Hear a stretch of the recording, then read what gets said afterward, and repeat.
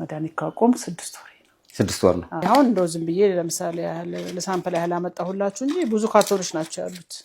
አይገርማችሁም? ዛሬ 58 ዓመት ታካሚያችን ከስኳር መድኃኒት ነፃ ወጥተው ቤታቸው በተደረገልን ግብዣ መሰረት ልንጎበኛቸው ልንሄድ ነው። ዶክተር አበባና ረዳት ፕሮፌሰር ሙሉቀን አብረውን ይሄዳሉ። ተከተሉ።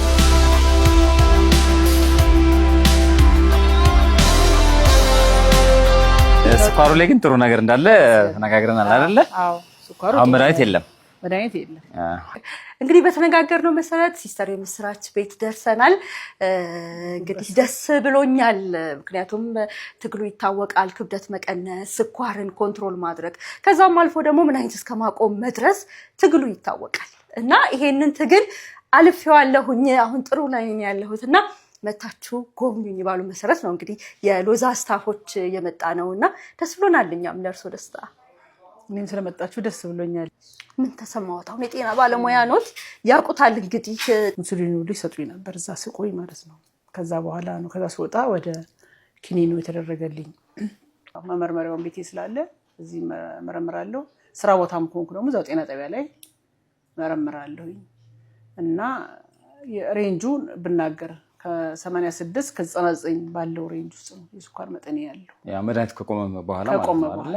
ይሄ የ3 ወር ክምችት የሚባለው ኤዋንሲ ክምችቴን የዛሬ ወር ታይቼ ነበረ። ከ5 በታች ነው ያለው። አሁን መድኃኒት ካቆሙ ስንት ጊዜ ሆኖታል? መድኃኒት ካቆሙ 6 ወር። ሙሉ በሙሉ በሚባል ደረጃ ከስኳር ነፃ መሆናቸውን ነው እንግዲህ በሳቸው አንደበትም የሰማችሁት። ይሁም ደግሞ ሞዴሬት የነበረው የጉበት ላይ ስባቸው አሁን ማይልድ ሆኗል። በትንሽ ጊዜ ውስጥ በእርግጠኝነት ካለን ልምድ አንጻር ከሎዛ ይሄም እንደሚቀለበስ እርግጠኛ ነን። ዓለም አቀፉ የዲያቤቲክ አሶሲዬሽን ወይ ደግሞ የስኳር አሶሲዬሽን እንደሚለው ስኳራቸውን ቀልብሰውታል ማለት እንችላለን። ይሄ ያው ለማስታወሻ ነው። በጣም ወፍራም የነበርኩ በፎቶግራፊ ነው። መድኃኒት ነው ሜትፎርሚን 500 ሚሊግራም ነው።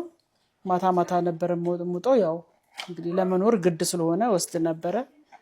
ግን ከእንደዚህ ለረጅም ጊዜ ከሚወሰድ መድኃኒት ጋር ተቆራኝቶ መኖር በጣም ነበር በእውነት መጣላው የነበረ። ያው ጀምሬ ያቆምኩ ስለሆነ እንጂ ያልተነኩ መድኃኒቶች ሁሉ አሉ ማለት ነው። ወደ እናንተ ጋር ወደ ሎዛ ከመምጣቴ በፊት አሁን ይሄ መድኃኒት ነው እንግዲህ አቁሜ በምግብ ራሴን እያከምኩ ያለሁትና ለኔ እንደ ትንግርት ነው የሚሆንብኝ። በእውነት ህመም ነፃ ወጣለሁ ብዬ ማሰብም አልነበረኝም እና አሁን ለ6 ወር ያህል እግዚአብሔር ይመስገን ያለ ስኳር መድኃኒት ስኳሬ ትክክለኛ ቦታ ላይ ሆኖ በተሰጠኝ ምግብ ብቻ ስኳሩ እያከምኩ ነው አሁን ላይ ያለሁት።